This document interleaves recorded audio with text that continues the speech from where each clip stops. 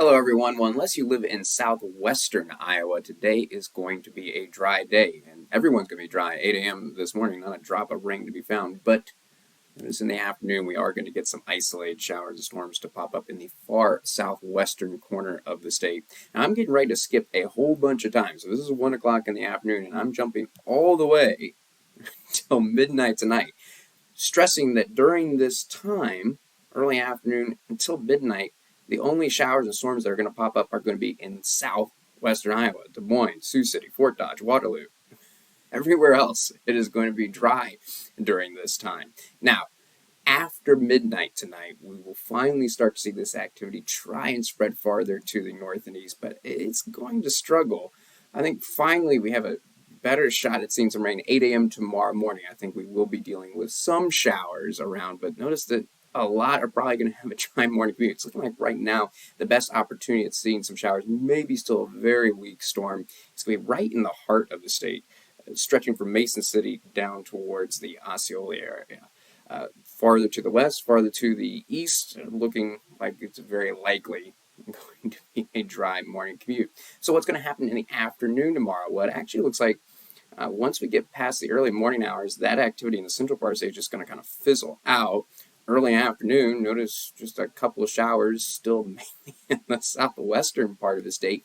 However, as we transition into the late afternoon, I do think we're going to see some new development. But again, in the same place we've been talking about. However, I do think the activity is going to have a little bit more success at spreading to the north and east. And we're just going to keep an eye on the showers and storms that pop up late afternoon and early evening tomorrow. This model not too impressed with the activity, but it's going to be hot enough, it's going to be humid enough where we could see a couple of storms pop up that could be on the stronger side.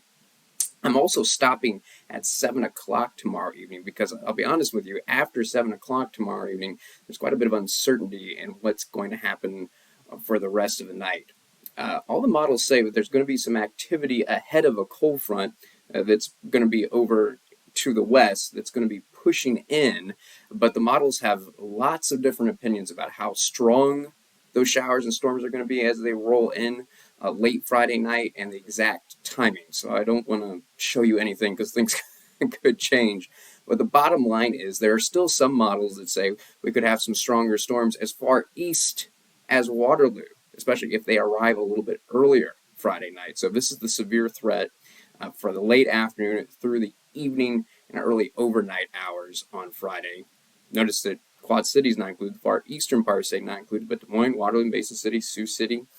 I still think the greater threat is going to be to the west. That's where the greatest confidence right now. And the reason why we're just under the marginal risk, level 1 out of 5, is because of all the messiness in the models.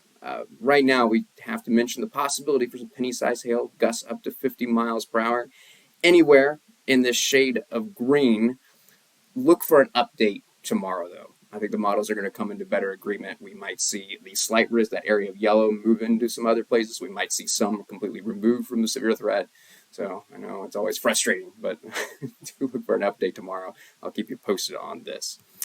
Let's finish talking about temperatures, which we have high confidence on. It's going to be very warm today, and I've got to call it humid in the western part of the state. The humidity's still not too bad over to the east. So I will say that it's going to be feeling worse in the western part of the state because you got to factor in the humidity as well. But notice that temperatures in most places very uniform in the low 90s. Notice where there's going to be more cloud cover around and rain around, a little bit cooler on Osceola in the upper 80s.